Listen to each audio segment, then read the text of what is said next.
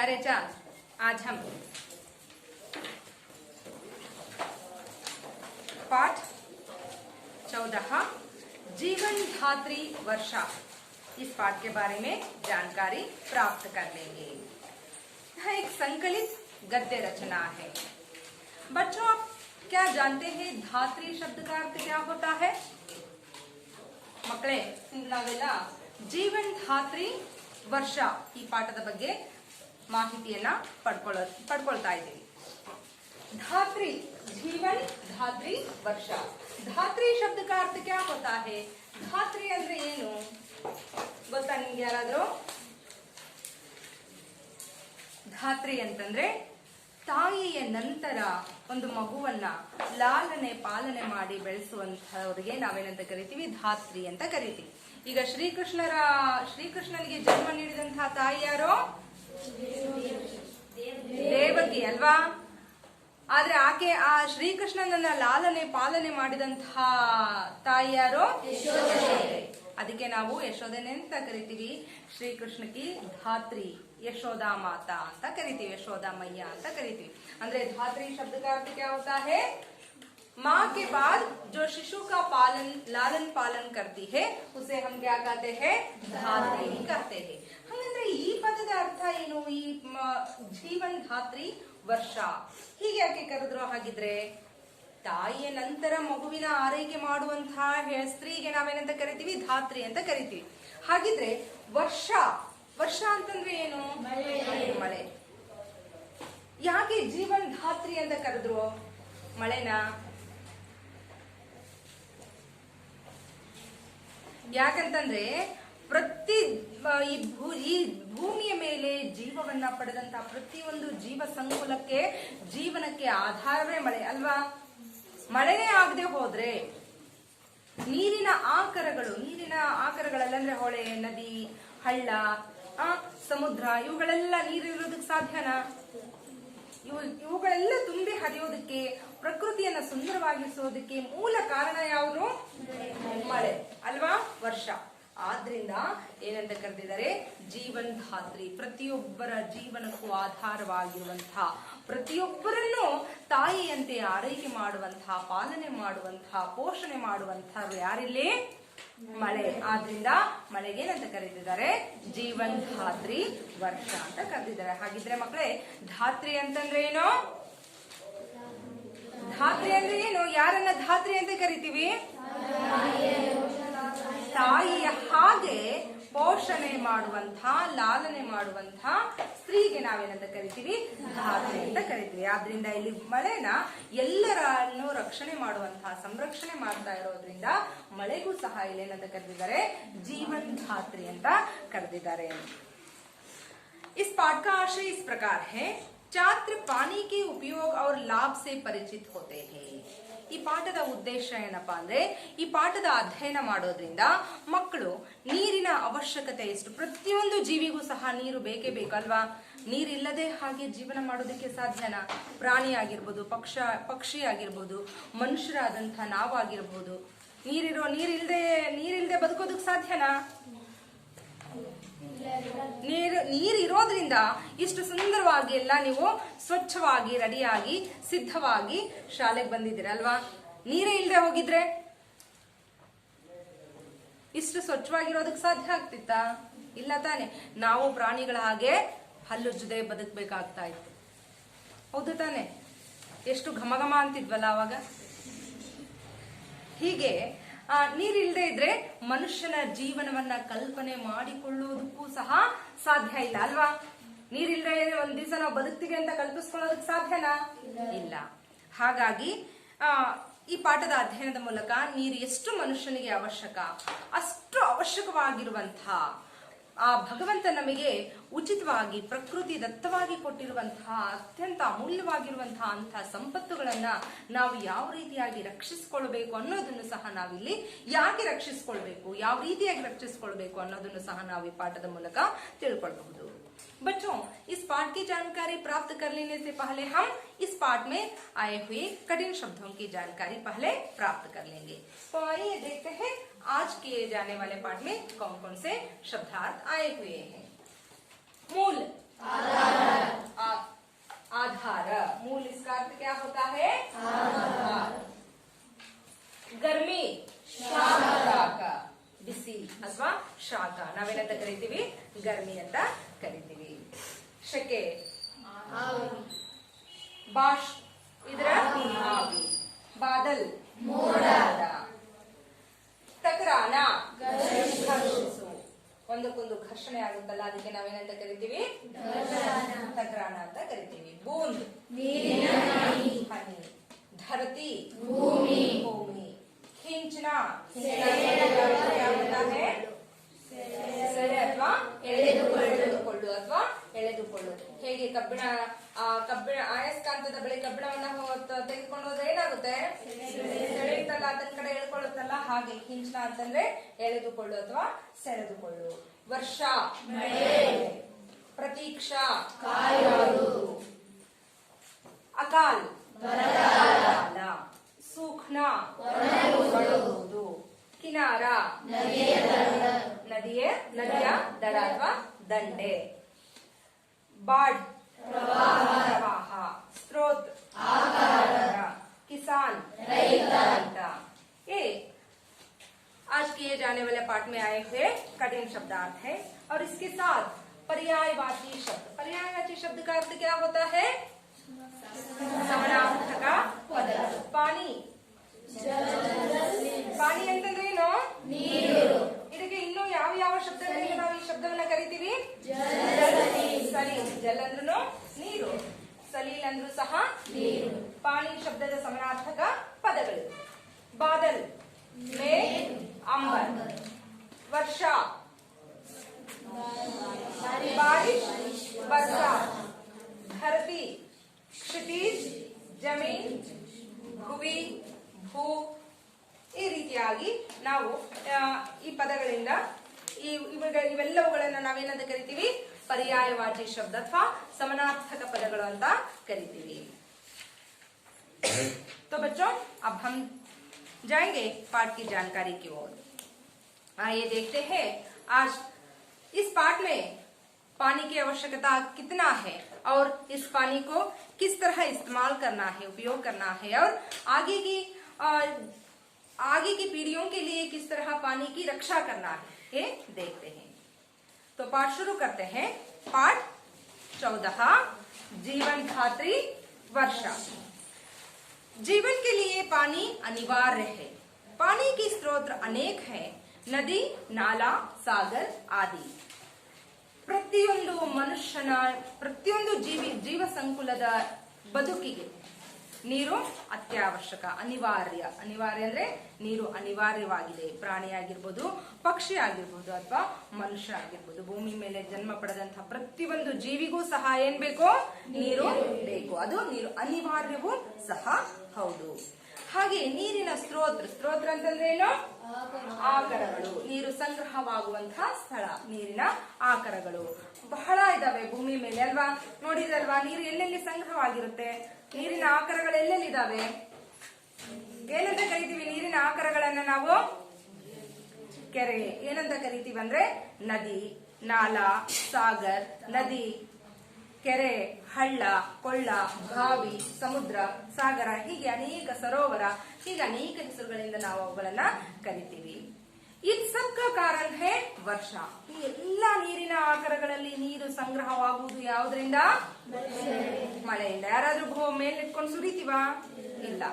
ಯಾವ್ದ್ರಿಂದ ಸಿಗುತ್ತೆ ನಮಗೆ? ಅದ್ರಲ್ಲೆಲ್ಲ ನೀರು ಯಾವ್ದ್ರಿಂದ ಸಂಗ್ರಹ ಆಗುತ್ತೆ? ಮಳೆಯಿಂದ.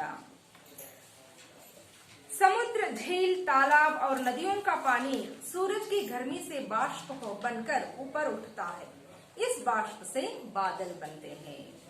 ಸಮುದ್ರ, ಸರೋವರ, ಕೆರೆ, ಕಾಲುವೆ, ಹಳ್ಳ, ಕೊಳ್ಳ, ಇವೆಲ್ಲ ಸಾಗರ ಆಗಿರ್ಬೋದು, ಇವೆಲ್ಲವುಗಳಲ್ಲಿರುವಂತಹ ನೀರು ಸೂರಜ್ ಕಿ ಗರ್ಮಿ ಸೆ, ಸೂರ್ಯನ ಶಾಖಕ್ಕೆ ಏನಾಗ್ತವೆ? ಆವಿ ಆಗ್ತವೆ. ಬಾಷ್ಪ ಅಂತಂದ್ರೆ ಆವಿಯಾಗಿ ಅವೇನ್ ಮಾಡ್ತವೆ? ನೀರಿನ ಎಲ್ಲ ನೀರು, ಅದರಲ್ಲಿರುವಂತಹ ಕೆರೆಗಳಲ್ಲಿರುವಂತಹ, ಹಳ್ಳಗಳಲ್ಲಿರುವಂತಹ, ಸಮುದ್ರದಲ್ಲಿರುವಂತಹ ನೀರು ಸೂರ್ಯನ ಶಾಖಕ್ಕೆ ಆವಿಯಾಗಿ ಮೋಡಗಳಾಗ್ತವೆ. ಬಾದಲ್ ಅಂದ್ರೆ ಮೋಡಗಳಾಗ್ತವೆ. ಅದೇ ಮೋಡದ ನೀರು ಏನಾಗುತ್ತೆ? ಅದೇ ಮೋಡ ಏನಾಗುತ್ತೆ ಕರಗಿ ಮತ್ತೆ ಭೂಮಿಯನ್ನ ಮತ್ತೆ ಸಮುದ್ರವನ್ನ ಸೇರುತ್ತೆ. ए बादल जब ठंडी हवा से टकराते हैं तो इनमें रहने वाले बाष्प के कण पानी की बूंदे बन जाते हैं. ಈ ಮೋಡಗಳಾಗಿ ಅಂದ್ರೆ ಆ ಸೂರ್ಯನ ಶಾಖಕ್ಕೆ ಸೂರ್ಯನ ಶಾಖಕ್ಕೆ ಸಮುದ್ರ ಮತ್ತು ಕೆರೆ ಹಳ್ಳ ಕೊಳ್ಳ ಬಾವಿಗಳಲ್ಲಿರುವಂತಹ ನೀರು ಆವಿಯಾಗಿ ಮೋಡಗಳಾಗ್ತವೆ. ಅದೇ ಮೋಡಗಳು ತಂಪಾದ ಗಾಳಿಯಿಂದ ಒಂದಕ್ಕೊಂದು ಘರ್ಷಣೆಗೆ ಒಳಪಟ್ಟಾಗ ಏನಾಗ್ತವೆ, ಕರಗಿ ಅವು ಸಹ ಕೆಳಗಡೆ ಮಳೆ ನೀರಿನ ಹನಿಗಳ ರೂಪದಲ್ಲಿ ಮತ್ತೆ ಭೂಮಿಯನ್ನ ಸೇರ್ತವೆ. बूंदों वाले बादल भारी होकर जब धरती की आकर्षण शक्ति से खींचे जाते हैं तब वर्षा के रूप में बरस जाते हैं. ಆ ಮೋಡಗಳಾಗಿರುವಂತಹ ಬಾಷ್ಪೀಕರಣ ಹೊಂದಿ ಆವಿಯ ರೂಪದಲ್ಲಿ ಮೋಡಗಳಾಗಿರುವಂತಹ ನೀರಿನ ಹನಿಗಳು ಭೂಮಿಯ ಆಕರ್ಷಣೆ ಶಕ್ತಿಯಿಂದ ತನ್ನ ಕಡೆಗೆ ಸೆಳೆಕೊಂಡಾಗ, ಭೂಮಿಯ ಕಡೆಗೆ ಎಳೆದುಕೊಂಡಾಗ ಆ ಮೋಡ ಏನಾಗುತ್ತೆ, ಒಂದಕ್ಕೊಂದು ಘರ್ಷಣೆಗೆ ಒಳಪಟ್ಟು ತಂಪಾದ ಗಾಳಿ ಬೀಸಿದಾಗ ಒಂದಕ್ಕೊಂದು ಘರ್ಷಿಸಿ ಏನಾಗುತ್ತೆ, ಅದು ಮತ್ತೆ ಮಳೆಯ ಹನಿಯ ರೂಪದಲ್ಲಿ ಭೂಮಿಯನ್ನ ಸೇರುತ್ತೆ. तब वर्षा के रूप में बरस जाते हैं. ಆಗ ಮಳೆ ಹನಿಯಾಗಿ ಮಳೆಯ ರೂಪದಲ್ಲಿ ಭೂಮಿಗೆ ಧಾರಾಕಾರವಾಗಿ ಅದೇ ಮೋಡಗಳು ಕರಗಿ ಮತ್ತೆ ಭೂಮಿಯನ್ನ ಸೇರ್ತವೆ. इस प्रकार धरती से बादल और बादल से धरती तक बाष्प की यात्रा बहुत रोचक है. ಈ ಪ್ರಕಾರವಾಗಿ ಭೂಮಿಯಿಂದ ಮೋಡಗಳಾಗಿ ಅಂದ್ರೆ ಭೂಮಿಯ ಮೇಲಿರುವಂತಹ ಸಮುದ್ರ ಮತ್ತು ಸಾಗರಗಳಲ್ಲಿರುವಂತಹ ನೀರು ಆವಿಯಾಗಿ ಮೋಡಗಳಾಗ್ತವೆ. ಅದೇ ಮೋಡಗಳು ತಂಪಾದ ಗಾಳಿಯಿಂದ ಘರ್ಷಿಸಲ್ಪಟ್ಟು ಮತ್ತೆ ಭೂಮಿಯ ಆಕರ್ಷಣ ಶಕ್ತಿಯಿಂದ ಸೆಳೆತಕ್ಕೊಳಪಟ್ಟು ಮಳೆ ರೂಪದಲ್ಲಿ ಆ ಭೂಮಿಯನ್ನ ಮತ್ತೆ ತಲುಪ್ತವೆ. ಹೀಗೆ ಅವೆರಡರ ಒಂದು ಆಟ ತುಂಬಾ ರೋಚಕವಾಗಿರುವಂತಹ ಆಟ ಆಗಿದೆ. एशिया में यूरोप की तरह 12 महीने वर्षा नहीं होती. ಏಷ್ಯಾದಲ್ಲಿ ಏಷ್ಯಾ ಮೇ ಯುರೋಪ್ ಕಿ ತರಹ 12 ಮಹಿನೆ ವರ್ಷ ನಹಿ ಹೋತಿ. ಏಷ್ಯಾದಲ್ಲಿ ಯುರೋಪ್ ಖಂಡದ ಹಾಗೆ 12 ತಿಂಗಳುಗಳ ಕಾಲ ಮಳೆ ಆಗೋದಿಲ್ಲ. ಮಾನ್ಸೂನಿ ಹವಾಯೇ ವರ್ಷ ಲಾತಿ ಹೇ. ಏಷ್ಯಾ ಖಂಡದಲ್ಲಿ ಮಾನ್ಸೂನ್ ಮಾರುತಗಳು ಬೀಸಿದಾಗ ಮಳೆ ಬರುತ್ತೆ. ಸರ್ದಿ ಗರ್ಮಿ ಕಿ ಋತುವೋ ಮೇ ವರ್ಷ ಆಮ್ ತೌರ್ ಪರ್ ಕಮ್ ಹೋತಿ ಹೇ. ಸರ್ದಿ ಗರ್ಮಿ, ಸರ್ದಿ ಅಂದ್ರೆ ನಾವೇನಂತ ಕರಿತೀವಿ, ಚಳಿಗಾಲ. ಸರ್ದಿ ಅಂದ್ರೆ ಚಳಿಗಾಲ.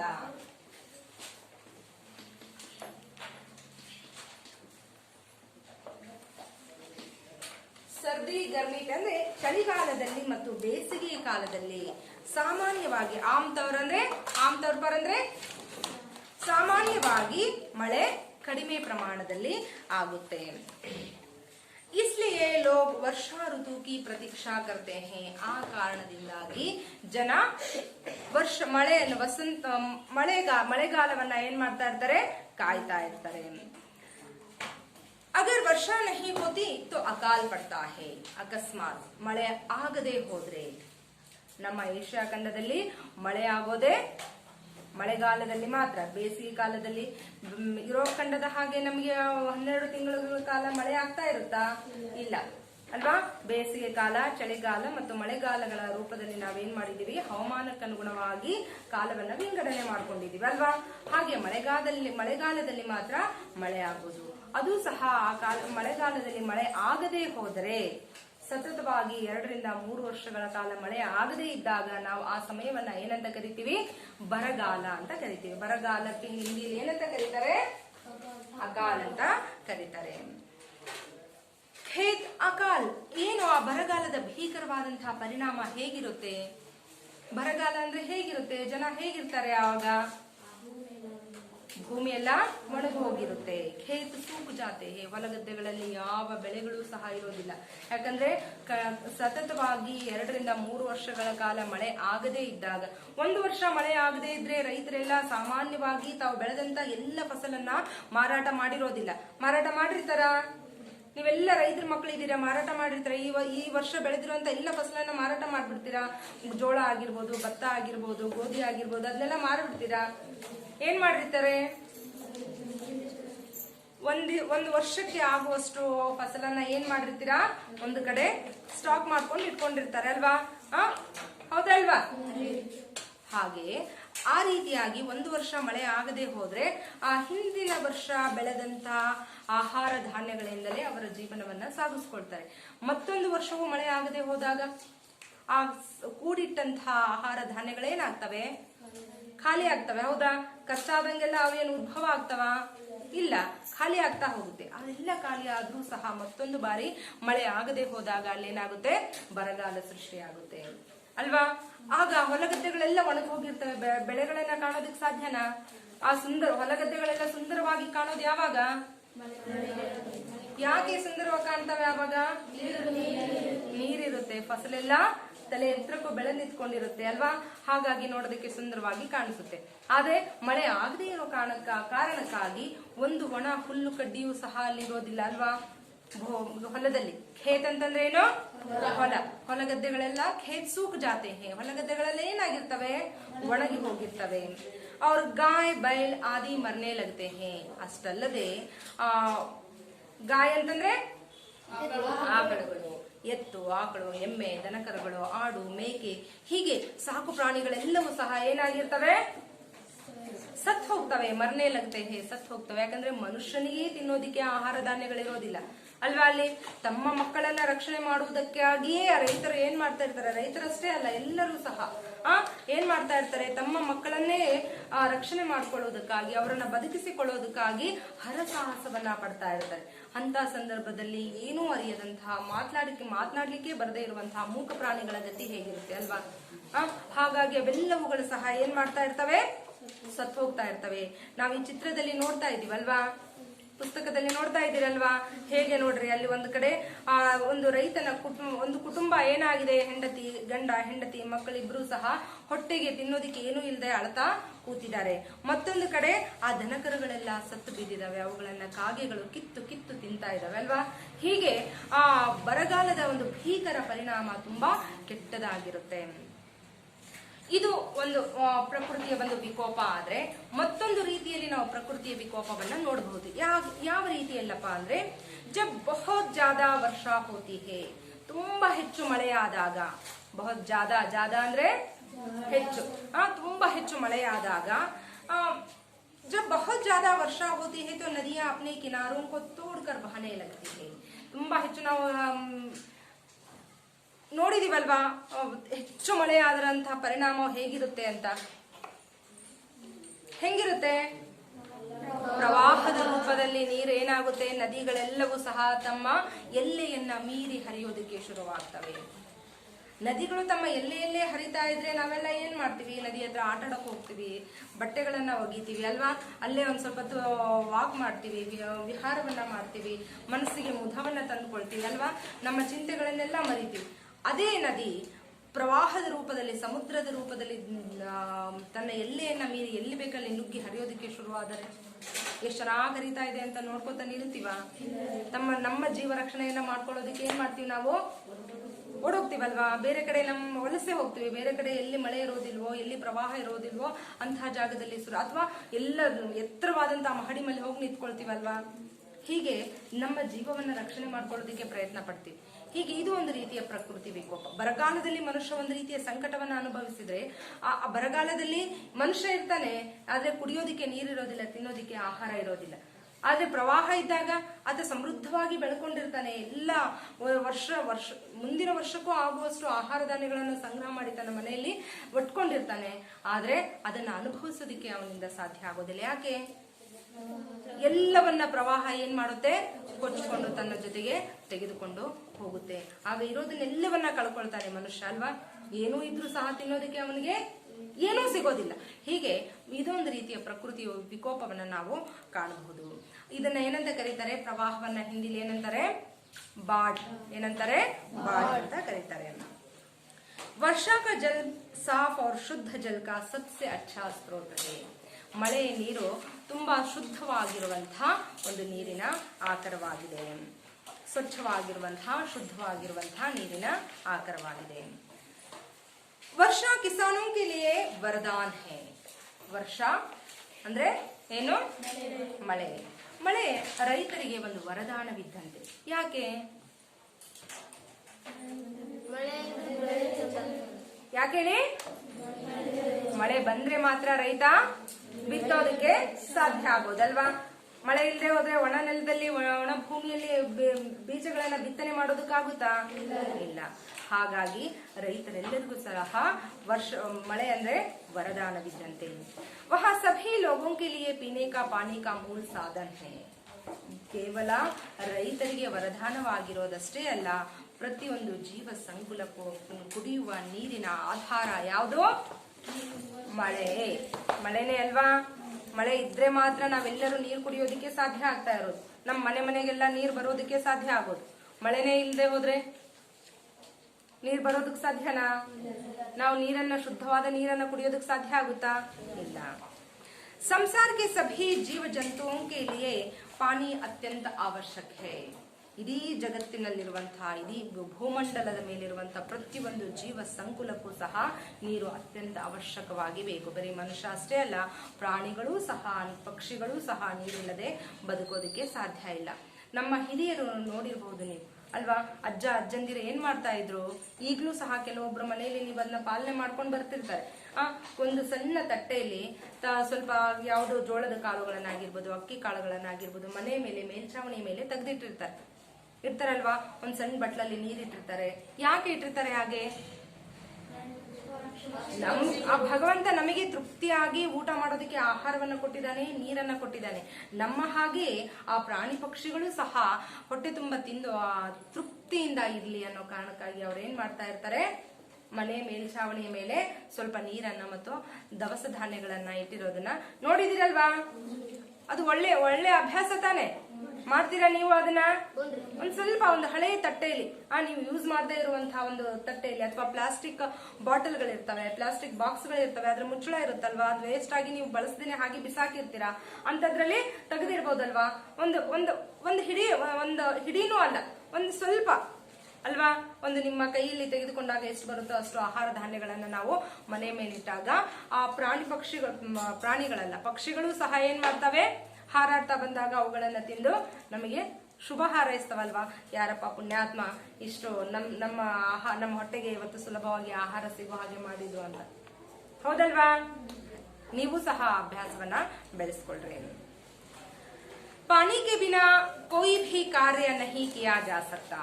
ನೀರಿಲ್ಲದೆ ಮನುಷ್ಯ ಯಾವುದಾದ್ರೂ ಒಂದು ಕೆಲಸವನ್ನ ಮಾಡೋದಕ್ಕೆ ಸಾಧ್ಯನಾ? ಕಲ್ಪನೆ ಮಾಡ್ಕೊಳ್ರಿ. ನೀರಿಲ್ದಂಗೆ ಮಾಡುವಂತ ಯಾವ್ದಾದ್ರು ಒಂದು ಕೆಲಸ ಇದೆಯಾ? ಆಯ್ತಾ? ಇಲ್ಲ. ಯಾವ ಕೆಲಸವೂ ಸಹ ಇಲ್ಲ. ಪ್ರತಿಯೊಂದು ಕೆಲಸಕ್ಕೂ ಸಹ ಮನುಷ್ಯನಿಗೆ ನೀರು ಬೇಕೇ ಬೇಕು. ಉದಾಹರಣೆಗೆ ಸಾಫ್ ಸಫಾಯಿ ಅಂದ್ರೆ ಸ್ವಚ್ಛತೆ. ಮನೆಯನ್ನ ಸ್ವಚ್ಛಗೊಳಿಸೋದಾಗಿರ್ಬೋದು, ನಮ್ಮ ದೇಹವನ್ನ ಸ್ವಚ್ಛಗೊಳಿಸಿಕೊಳ್ಳೋದಾಗಿರ್ಬೋದು. ಮನೆಯನ್ನ ಸ್ವಚ್ಛ ಮಾಡ್ಬೇಕು. ಕಸ ಹೊಡೆದ್ರೆ ಸ್ವಚ್ಛ ಆಗ್ಬಿಡುತ್ತಾ ಮನೆ? ಕಸ ಗುಡಿಸೋದಿಕ್ಕೆ ನೀರ್ ಬೇಡ. ನೀರ್ ಬೇಕಾ ಕಸ ಹೊಡಿಸೋದಕ್ಕೆ? ಇಲ್ಲ. ಕಸ ಏನೋ ಕ್ಲೀನ್ ಗುಡಿಸ್ತೀವಿ, ಆಮೇಲೆ ಏನ್ ಮಾಡ್ತೀವಿ? ನೆಲ ಒರೆಸ್ಬೇಕು ತಾನೆ. ನೆಲ ಒರೆಸೋದಕ್ಕೆ ನೀರ್ ಬೇಕು ತಾನೆ. ನೀರಿಲ್ದಂಗೆ ನೆಲ ಒರೆಸೋದಕ್ಕೆ ಸಾಧ್ಯನಾ? ಈಗ ಮನೆಗೆ ಪೇಂಟ್ ಹಾಕ್ತಿವಿ ಅಥವಾ ಸುಣ್ಣ ಹಚ್ತೀವಿ. ಸುಣ್ಣ ಹಚ್ಚೋದಕ್ಕೆ ನೀರ್ ಬೇಕು ತಾನೆ. ಹತ್ತಿದ ಮೇಲೆ ಕೆಳಗಡೆ ಅದೆಲ್ಲ ಸೋರಿರುತ್ತೆ, ಅದನ್ನ ಕ್ಲೀನ್ ಮಾಡೋದಕ್ಕೆ ನೀರ್ ಬೇಕು ತಾನೆ. ಈ ಮನೆ ಸ್ವಚ್ಛಗೊಳಿಸೋದಾಯ್ತು. ಪಾತ್ರೆಗಳನ್ನ ತೊಳಿತೀವಿ ಅಲ್ವಾ, ಊಟ ಏನೋ ಮಾಡ್ತೀವಿ ತಟ್ಟೆಯಲ್ಲಿ, ಅದ್ ಸ್ವಚ್ಛ ಮಾಡ್ಬೇಕು ತಾನೆ. ಹಾಗೆ ಒಂದು ಪೇಪರ್ ಅಲ್ಲಿ ಒರೆಸಿಟ್ರೆ ಮತ್ತೆ ಬೆಳಗ್ಗೆ ಊಟ ಮಾಡ್ತೀವಿ, ತಿಂಡಿ ತಿಂತೀವಿ, ಅದನ್ನೊಂದು ಪೇಪರ್ ಅಲ್ಲೋ ಬಟ್ಟೆಯಲ್ಲೋ ಒರೆಸಿ ಹಂಗೆ ಬಿಟ್ಟು ಬರ್ತೀವಿ ಆ ತಟ್ಟೆನ. ಅದ್ರಲ್ಲಿ ಮತ್ತೆ ಮಧ್ಯಾಹ್ನ ಊಟ ಮಾಡೋದಕ್ಕಾಗುತ್ತಾ? ಇಲ್ಲ ತಾನೆ. ಹಾಗೆ ಸಾಫ್ ಸಫಾಯಿ ಅಂದ್ರೆ ಸ್ವಚ್ಛಗೊಳಿಸುವಂಥದ್ದು. ಪಾತ್ರೆಗಳನ್ನ ಸ್ವಚ್ಛಗೊಳಿಸೋದಾಗಿರ್ಬೋದು, ನಾವು ಧರಿಸಿರುವಂತಹ ಬಟ್ಟೆಗಳನ್ನ ಸ್ವಚ್ಛಗೊಳಿಸುವಂತದ್ದಾಗಿರ್ಬೋದು, ಮನೆಯನ್ನ ಸ್ವಚ್ಛಗೊಳಿಸುವಂತದ್ದಾಗಿರ್ಬೋದು, ನಮ್ಮ ದೇಹವನ್ನ ಸ್ವಚ್ಛಗೊಳಿಸಿಕೊಳ್ಳುವಂತದ್ದಾಗಿರ್ಬೋದು. ಪ್ರತಿಯೊಂದು ಕೆಲಸಕ್ಕೂ ನೀರು ಬೇಕೇ ಬೇಕು. ನಹಾನ ಧೋನ. ನಹಾನ ಅಂದ್ರೆ ಜಳಕ ಮಾಡೋದು, ಸ್ನಾನ ಮಾಡುವಂಥದ್ದು. ಸ್ನಾನ ಮಾಡೋದಕ್ಕೆ ನೀರು ಬೇಕು. ಧೋನ ಕಪड़ा धोना, बर्तन धोना.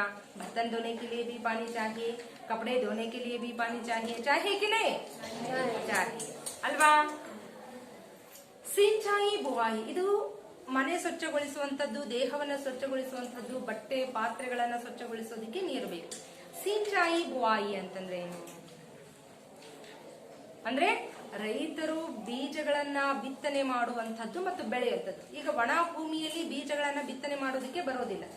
ಮಳೆ ಆದ್ಮೇಲೆ ಬಿತ್ತನೆಯನ್ನ ಮಾಡ್ತಾರೆ. ಬೀಜ ಬಿತ್ತಿದ ಮೇಲೆ ನೀರೇ ಬೇಡವಾ? ಬೇಕು ತಾನೆ. ಆ ಬೀಜ ಮೊಳಕೆ ಒಡೆದು ಫಸಲು ಕೊಡೋದಕ್ಕೆ, ಅಂದ್ರೆ ನಮ್ಮ ಕೈಗೆ ನಾವು ಬೆಳೆದಂತಹ ಬೆಳೆ ನಮ್ಮ ಕೈ ಸೇರೋ ತನಕನೂ ಅಂದ್ರೆ ಅದು ಬೆಳೆಯೋದಕ್ಕೆ ಪ್ರತಿನಿತ್ಯವೂ ಸಹ ನಾವು ಅದಕ್ಕೆ ನೀರನ್ನ ಹಾಕ್ಲೇಬೇಕು ಅಲ್ವಾ. ಮಳೆ ಬಂದ್ರೆ ಅಂತೂ ಆ ಭಗವಂತ ನಮಗೆ ಕೊಟ್ಟಿರುವಂತಹ ವರ ಅಂತ ಅನ್ಕೊಳ್ಬಹುದು. ಮಳೆ ಆಗದೆ ಇದ್ದಾಗ ಬೋರ್ವೆಲ್ಗಳ ಮೂಲಕ ನಾವೇನ್ ಮಾಡ್ತೀವಿ, ನೀರನ್ನ ಹಾಯಿಸುವಂತ ಕೆಲಸವನ್ನ ಮಾಡ್ತೀವಿ. ಒಟ್ನಲ್ಲಿ ಆ ಬಿತ್ತಿದಂತಹ ಬೀಜ ಮೊಳಕೆ ಒಡೆದು ನಮ್ಮ ಕೈಗೆ ಸೇರಿ ಆಹಾರ ಧಾನ್ಯದ ರೂಪದಲ್ಲಿ ನಮ್ಮ ಹೊಟ್ಟೆಗೆ ಸೇರ್ಬೇಕು ಅಂದ್ರೆ ಅದಕ್ಕೂ ಸಹ ನೀರು ಬೇಕು. ಹೀಗೆ ಇನ್ನು ಅನೇಕ ಕೆಲಸಗಳಾಗಿ ಹಂಗೆ ಕಲ್ಪನೆ ಮಾಡ್ಕೊಳ್ರಿ, ನೀರಿಲ್ದಂಗೆ ಯಾವ ಕೆಲಸವನ್ನು ಸಹ ಮಾಡೋದಕ್ಕೆ ನಾವು ಸಾಧ್ಯವೇ ಇಲ್ಲ. ಪ್ರತಿಯೊಂದು ಕೆಲಸಕ್ಕೂ ಸಹ ನೀರು ಅತ್ಯವಶ್ಯಕವಾಗಿ ಬೇಕು. इस तरह वर्षा जन जीवन के लिए अत्यंत उपयोगी है. ಈ ರೀತಿಯಾಗಿ ನೀರು ಪ್ರತಿಯೊಂದು ಮನುಷ್ಯನಿಗೂ ಸಹ ಪ್ರತಿಯೊಂದು ಜೀವಿಗೂ ಸಹ ಅತ್ಯಂತ ಅವಶ್ಯಕವಾಗಿ ಬೇಕಾಗಿರುವಂತದ್ದು. ಇಂಥ ನೀರನ್ನ ನಾವು ಸಂರಕ್ಷಣೆ ಮಾಡ್ಬೇಕಲ್ವಾ, ರಕ್ಷಣೆ ಮಾಡ್ಬೇಕಲ್ವಾ. ಹೇಗೆ ರಕ್ಷಣೆ ಮಾಡ್ತೀರಾ? ಒಂದು ಗಿಡವನ್ನ ರಕ್ಷಣೆ ಮಾಡ್ಬೇಕಂದ್ರೆ ಆ ಗಿಡಕ್ಕೆ, ಆ ಸಸಿಗೆ ಏನ್ ಮಾಡ್ತೀವಿ ನಾವು, ಸುತ್ತ ಮುಳ್ಳಿನ ಬೇಲಿಯನ್ನ ಹಾಕಿ ಈ ದನಕರುಗಳು ತಿನ್ನದೆ ಹಾಗೆ ರಕ್ಷಣೆ ಮಾಡ್ತೀವಿ. ನೀರನ್ನ ರಕ್ಷಿಸೋದು ಅಂದ್ರೆ ಹೇಗೆ? ನೀರನ್ನ ಹೆಂಗೆ? ಮಿತವಾಗಿ ಬಳಕೆ ಮಾಡುವಂಥದ್ದು. ಈಗ ಮನೆ ಬೀದಿಯಲ್ಲಿ ನೀರಿನ ನಲ್ಲಿ ಇರುತ್ತೆ ಅಲ್ವಾ, ಅದನ್ನೇನ್ ಮಾಡ್ತಾ ಇರ್ತೀರಾ, ಹಾಗೆ ಹರಿಯೋದಕ್ಕೆ ಬಿಡದೇನೆ ನಮಗೆ ಬಳಕೆ ಮಾಡೋದಕ್ಕೆ ಸಾಕು ಅನ್ಸಿದಾಗ ನಾವೇನ್ ಮಾಡ್ಬೇಕು, ಅದಕ್ಕನ್ನ ಆಫ್ ಮಾಡ್ಬೇಕಲ್ವಾ. ಅದನ್ನೆಲ್ಲ ಜನ ಏನ್ ಮಾಡಿರ್ತಾರೆ, ಈಗ ಕಿತ್ ಬಿಸಾಕ್ಬಿಟ್ಟಿರ್ತಾರೆ, ನಲ್ಲಿ ವಾಲ್ ಇರೋದಿಲ್ಲ ಅದಕ್ಕೆ. ಅವಾಗ ಏನ್ ಮಾಡ್ತೀರಾ, ಬೆಂಡನ್ನು ಕಟ್ಟಿಗೆಯನ್ನು ಸಿಗಿಸಿ ಆ ನೀರು ಪೋಲಾಗದೆ ಇರುವಂತಹ ರೀತಿಯಲ್ಲಿ ನಾವು ಕಾಪಾಡ್ಕೊಳ್ಬೇಕಲ್ವಾ. ಹೀಗೆ ನಾವು ಸತತವಾಗಿ ಅದನ್ನ ಬಳಕೆ ಮಾಡ್ಕೊಳ್ತಾ ಅದ್ರ ಬಗ್ಗೆ ಪರಿವೇ ಇಲ್ದಂಗೆ ಯಥೇಚ್ಛವಾಗಿ ಬೇಕಾಬಿಟ್ಟಿಯಾಗಿ ಬಳಸ್ತಾ ಹೋದ್ರೆ ಮುಂದೊಂದು ದಿನ ನಮ್ಮ ಪೀಳಿಗೆಯವರಿಗೆ ನೀರಿನ ಕಷ್ಟ ಆಗ್ಬಹುದಲ್ವಾ. ಹೀಗೆ ನಾವು ಸಾಕಷ್ಟು ಪ್ರಾಂತ್ಯಗಳಲ್ಲಿ, ಸಾಕಷ್ಟು ರಾಜ್ಯಗಳಲ್ಲಿ, ಬೇರೆ ಬೇರೆ ಊರುಗಳಲ್ಲಿ ನೀರಿನ ಬವಣೆಯನ್ನ ನೋಡ್ತಾ ಇದೀವಿ. ನೀವು ವಾರ್ತೆಗಳಲ್ಲೆಲ್ಲ ನೋಡಿರ್ಬೋದು, ನ್ಯೂಸ್ ಕೇಳ್ತೀರಲ್ವಾ, ವಾರ್ತೆಗಳಲ್ಲೆಲ್ಲ ನೋಡಿರ್ತೀರಲ್ವಾ. ಸುಮಾರು 2-2, 3-3, 4-4 ಕಿಲೋಮೀಟರ್ಗಳಿಂದ ಹೆಣ್ಮಕ್ಳು ಏನ್ ಮಾಡ್ತಾ ಇರ್ತಾರೆ, 2-2 ಬಿಂದಿಗೆ ನೀರನ್ನ ತರ್ತಾ ಇರ್ತಾರೆ. ಆಮೇಲೆ ಇನ್ನೂ ಕೆಲವೊಂದು ಕಡೆಗಳಲ್ಲಿ ಏನ್ ಮಾಡ್ತಾರೆ, ನೀರನ್ನ ದುಡ್ಡು ಕೊಟ್ಟು ತಗೊಂಡ್ ಬರ್ತಾರೆ ಅಲ್ವಾ. ನಮಗಿನ್ನ ಅಂತಹ ಪರಿಸ್ಥಿತಿ ಬಂದಿಲ್ಲ. ನೀರನ್ನ ನೀವೇನಾದ್ರೂ ದುಡ್ಡು ಕೊಟ್ಟು ಕೊಂಡ್ಕೊಳ್ತಾ ಇದ್ದೀರಾ? ಇಲ್ಲ ತಾನೆ. ಅಂತಹ ಪರಿಸ್ಥಿತಿ ಬರಬಾರ್ದು ಅಂದ್ರೆ ನಾವೇನ್ ಮಾಡ್ಬೇಕು, ಮಿತವಾಗಿ ಬಳಸ್ಕೊಳ್ಬೇಕು. ನಮಗೆ ಎಷ್ಟು ಅವಶ್ಯಕವಾಗಿದೆಯೋ ಅಷ್ಟನ್ನ ಮಾತ್ರ ಬಳಸ್ಕೊಂಡು ಉಳಿದರನ್ನ ಹಾಗೆ ನಾವು ಅದನ್ನ ಸಂಗ್ರಹ ಮಾಡ್ಬೇಕು ಅಲ್ವಾ. ಇನ್ನು ಯಾವ ರೀತಿಯಲ್ಲಿ ನಾವು ನೀರನ್ನ ಸಂಗ್ರಹ ಮಾಡಬಹುದು, ಯಾವ ರೀತಿಯಲ್ಲಿ ಸಂಗ್ರಹ ಮಾಡಬಹುದು ನೀರನ್ನ ನಾವು? ನಿಮ್ಮ ಹೊಲಗದ್ದೆಗಳಲ್ಲಿ ದೊಡ್ಡ ಗುಂಡಿಯನ್ನ ತೋಡೋದ್ರ ಮೂಲಕ ಮಳೆ ನೀರು ಅಲ್ಲಿ ಸಂಗ್ರಹವಾಗುವಂತ ರೀತಿಯಲ್ಲಿ ನಾವು ಮಾಡ್ಬೋದಲ್ವಾ. ಈ ರೀತಿಯಾಗಿ ನಾವೇನ್ ಮಾಡ್ಬೇಕು, ಮಳೆಯ ನೀರನ್ನ ಸಂಗ್ರಹಿಸುವಂತಹ ಕಡೆಗೆ ಹೆಚ್ಚು ಒತ್ತನ್ನ ಕೊಡ್ಬೇಕು. ಮತ್ತು ನಮ್ಮ ಮನೆಯಲ್ಲಿರುವಂತಹ ನೀರಾಗಿರ್ಬೋದು ಅಥವಾ ನಮ್ಮ ನಲ್ಲಿ ಬರುವಂತಹ ನೀರನ್ನ ಹಿತವಾಗಿ ಮಿತವಾಗಿ ಬಳಕೆ ಮಾಡಿಕೊಂಡು ಅವುಗಳನ್ನ ಉಳಿಸೋದಕ್ಕೆ ನಾವು ಪ್ರಯತ್ನ ಮಾಡಬೇಕು. ಯಾಕೆ ಹೇಳಿ? ಯಾಕಂತಂದ್ರೆ ಪ್ರತಿಯೊಂದು ಜೀವಿಗೂ ಸಹ ನೀರು ಬೇಕೇ ಬೇಕು. ನೀರಿಲ್ಲದೆ ಯಾವ ಒಂದು ಕೆಲಸವನ್ನು ಸಹ ಮಾಡೋದಿಕ್ಕೆ ಸಾಧ್ಯ ಆಗೋದಿಲ್ಲ. ಜಹಾ ವರ್ಷ ನಹಿ ವಹಾ ಜೀವನ್ ನಹಿ. ಎಲ್ಲಿ ಮಳೆ ಆಗೋದಿಲ್ವೋ ಅಲ್ಲಿ ಜೀವನಾನೇ ಇಲ್ಲ. ಯಾಕೆ? ಹೌದಲ್ವಾ. ನೀರಿಲ್ಲ ಅಂದ್ರೆ ಜೀವನ ಮಾಡೋದಕ್ಕೆ ಸಾಧ್ಯನಾ? ಪ್ರಕೃತಿನೇ ಇರೋದಿಲ್ಲ ಸುಂದರವಾದಂತ ಪ್ರಕೃತಿ ಇರೋದಕ್ಕೆ ಸಾಧ್ಯನಾ? ಆದ್ರಿಂದ ಹೇಳಿದರೆ ಜಹಾ ವರ್ಷ ನಹಿ ವಹಾ ಜೀವನ್ ಹಿ ನಹಿ. ಎಲ್ಲಿ ಮಳೆ ಆಗೋದಿಲ್ವೋ ಅಲ್ಲಿ ಜೀವನಾನೇ ಇಲ್ಲ ಅಲ್ವಾ. ಮಳೆ ಆದ್ರೆ ಮಾತ್ರ ಕೆರೆ, ಹಳ್ಳ, ಕೊಳ್ಳ, ಬಾವಿ, ಸಮುದ್ರಗಳೆಲ್ಲ ತುಂಬಿ ಹರಿಯೋದಕ್ಕೆ ಸಾಧ್ಯ. ಮತ್ತು ಗಿಡ ಮರಗಳು ಹಸಿರಿನಿಂದ ತುಂಬಿಕೊಂಡು ಚಿಗುರೊಡೆದು ಹಣ್ಣು ಹೂವುಗಳನ್ನ ಬಿಡೋದಕ್ಕೆ ಸಾಧ್ಯ. ಆ ರೀತಿಯಾಗಿದ್ರೆ ಮಾತ್ರ, ಅಂಥ ಪ್ರಕೃತಿಯಲ್ಲಿ ಮಾತ್ರ ಮನುಷ್ಯ ಜೀವನ ಮಾಡೋದಕ್ಕೆ ಸಾಧ್ಯ ಅಲ್ವಾ. ಹೌದಲ್ವಾ. ಈ ಮನುಷ್ಯ ಒಂದು ಊರಲ್ಲಿ ಜೀವನ ಮಾಡ್ತಾನೆ, ಯಾವುದೋ ಒಂದು ಮರುಭೂಮಿಯಲ್ಲಿ ಹೋಗಿರೋ ಅಂದ್ರೆ ಇರ್ತಾನ? ಯಾಕೆ ಇರೋದಕ್ಕೆ ಮನಸ್ಸು ಬರಲ್ಲ ಅವನ್ಗೆ? ಅಲ್ಲಿ ಸುಂದರವಾದಂತಹ ಪ್ರಕೃತಿ ಇರೋದಿಲ್ಲ ಅಲ್ವಾ. ಹೊಟ್ಟೆಗೆ ಆಹಾರ ಸಿಗೋದಿಲ್ಲ, ಕುಡಿಯೋದಕ್ಕೆ ನೀರು ಸಿಗೋದಿಲ್ಲ. ಹಾಗಾಗಿ ಮನುಷ್ಯ ಆ ತರದ ಜಾಗದಲ್ಲಿ ಇರೋದಕ್ಕೆ ಇಷ್ಟಪಡೋದಿಲ್ಲ ಅಲ್ವಾ. ಇರೋದಕ್ಕೆ ಇಷ್ಟಪಡೋದಿರ್ಲಿ, ಜೀವಂತವಾಗಿರೋದಕ್ಕೂ ಸಾಧ್ಯ ಇಲ್ಲ ಅಲ್ವಾ. ನೀರಿಲ್ದಂಗೆ, ಆಹಾರ ಇಲ್ದಂಗೆ ಮನುಷ್ಯ ಹಾಗೆ ಬದುಕುಳಿಯೋದಕ್ಕೆ ಸಾಧ್ಯನಾ? ಇಲ್ಲ. ಕೊನೆಗೊಂದಿನ ಅವನು ಸಹ ಸಾಯ್ಬೇಕಾಗ್ತದೆ. ಹಾಗಾಗಿ ಎಲ್ಲಿ ಮಳೆ ಇರುತ್ತೋ ಅಲ್ಲಿ ಮಾತ್ರ ಜೀವನ ಇರೋದಕ್ಕೆ ಸಾಧ್ಯ. तो बच्चों ये था आज का पाठ. अब मैं कुछ प्रश्न देती हूँ आप सभी को, उसका उत्तर आपको कल लिखकर आना है. तो लिख लीजिए प्रश्न. पहला प्रश्न, जीवन के लिए क्या अनिवार्य है? इसका उत्तर आपको कल लिख लेकर आना है. ಮಕ್ಕಳೇ, ಈ ಪ್ರಶ್ನೆಯ ಉತ್ತರಗಳನ್ನ ನೀವು ನಾಳೆ ಬರೆದುಕೊಂಡು ಬರಬೇಕು. जीवन के लिए क्या अनिवार्य है, आयता. दूसरा प्रश्न, पानी के स्रोत कौन कौन से है? पानी के स्रोत कौन कौन से है? हुआ. मानसून की हवाएं क्या लाती है? मानसून की हवाएं क्या लाती है? वर्षा नहीं होती तो क्या होता है? वर्षा नहीं होती तो क्या होता है? ये तीसरा प्रश्न है. तीसरा नहीं, चौथा प्रश्न है. वर्षा नहीं होती तो क्या होता है? और अंतिम और पांचवा प्रश्न, शुद्ध जल का स्रोत क्या है? शुद्ध जल का स्रोत क्या है? कल आप सभी को ये 5 प्रश्नों का उत्तर लिखकर लाना है. तो बच्चों, अब हम कल मिलेंगे. तब तक के लिए आप सभी को धन्यवाद.